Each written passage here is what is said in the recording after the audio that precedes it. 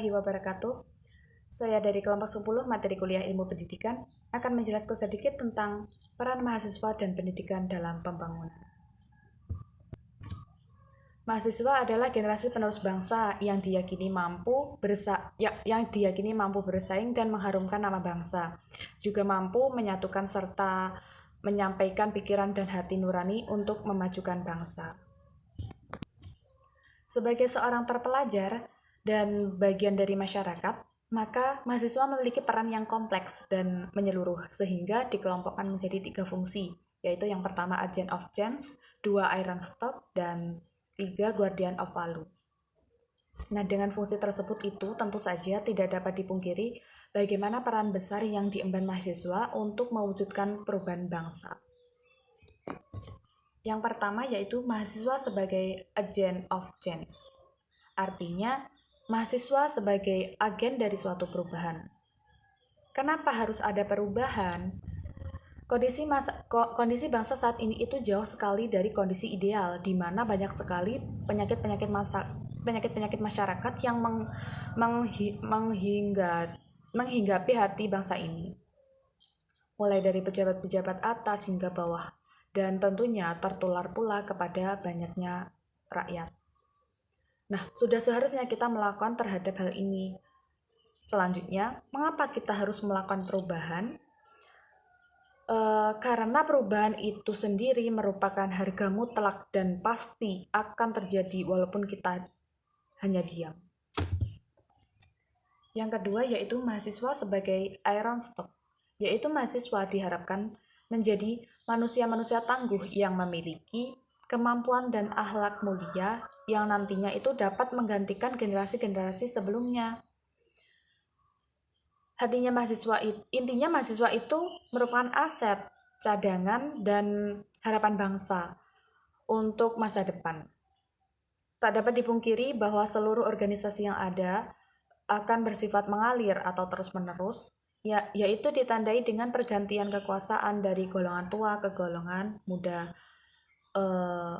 Jadi kaderisasi harus dilakukan terus-menerus. Yang ketiga yaitu mahasiswa sebagai guardian of value. Berarti mahasiswa berperan sebagai penjaga nilai-nilai di masyarakat. Nilai seperti apa yang harus dijaga? Mahasiswa sebagai insan akademis yang selalu berpikir ilmiah dalam mencari kebenaran.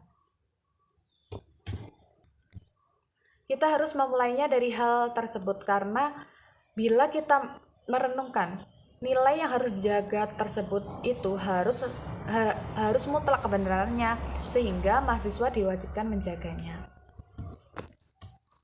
Penjelasan guardian of value itu hanya sebagai penjaga nilai-nilai yang sudah ada. Memiliki kelemahan yaitu bila mana terjadi sebuah pergeseran nilai dan nilai-nilai yang telah bergeser tersebut sudah terlanjur menjadi sebuah parameter kebaikan di masyarakat, maka kita akan kesulitan dalam memandang arti kebenaran nilai itu sendiri. Kedua adalah fungsi mahasiswa. Berdasarkan tugas perguruan tinggi yang diutarakan oleh Muhammad Hatta, yaitu mengorganisir masyarakat moral dan demokrasi. Yang pertama, percaya dan tanggung jawab atas kesejahteraan masyarakat. Yang kedua, cakap dan mandiri dalam menjalankan dan mengembangkan ilmu pengetahuan. Yang ketiga, kemampuan untuk memegang posisi atau pekerjaan suatu komunitas.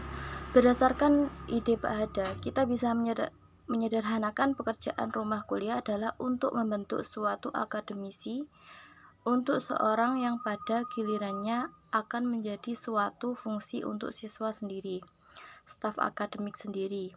Memiliki 2 ciri yaitu agresivitas, krisis, dan terus tumbuh dan berkembang. Akademisi juga harus memiliki sense of crisis dan sikap kritis terhadap suatu masalah yang akan terjadi di sekitarnya. Saat ini, jika mahasiswa, hal ini akan berkembang dengan sendirinya, mengikuti hak pendidikan, selalu mencari landasan ilmiah dan berdasarkan hakikat ilmu. Semoga siswa dapat memahami segala macam masalah. Itu akan terjadi dan akan menemukan solusi yang tepat untuk menyelesaikannya. Akademisi harus selalu dikembangkan untuk menjadi generasi orang yang selalu tanggap dan mampu menghadapi suatu tantangan di masa depan. Orang selalu mengikuti watak ilmu. Itu juga berhubungan dengan peran mahasiswa sebagai penjaga nilai, di mana mahasiswa harus mencari nilai-nilai kebenaran itu sendiri dan meneruskannya kepada masyarakat. Dan yang paling terpenting adalah menjaga nilai kebenaran tersebut. Yang ketiga yaitu posisi mahasiswa. Semua kemampuan dan potensi tidak bisa dibandingkan dengan siswa yang lain. Orang-orang yang berjuang dan berkontribusi pada negara, mahasiswa yang masih dirahasiakan idealis, keyakinan dan ide mereka yang tidak terpengaruh oleh partai politik dan organisasi massa. Dan masih banyak lagi. Siswa dalam hubungan masyarakat dengan pemerintah dapat bertindak sebagai pengendali politik yang berarti memantau dan mendiskusikan semua keputusan yang berjalan dan keputusan sebelumnya. Siswa juga tidak dapat bertindak dan mewujudkan keinginan masyarakat melalui interaksi sosial dengan warga masyarakat, menganalisis semua masalah dan berharap siswa dapat menyampaikan sesuai dengan kenyataan dengan di depan masyarakat, memberikan solusi ilmiah dan bertanggung jawab atas semua jawaban masalah yang ada pada masyarakat. Dalam hubungan pemerintah, masyarakat, mahasiswa dapat berperan sebagai kontak lidah pemerintah. Harapannya, mahasiswa bisa ikut membantu mensosialisasikan berbagai hal kebijakan yang diadopsi oleh pemerintah. Kebijakan pemerintah tidak jarang berisi banyak kesalahpahaman dari masyarakat.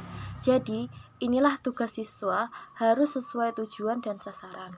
Terima kasih. Kami dari kelompok 10 mohon undur diri.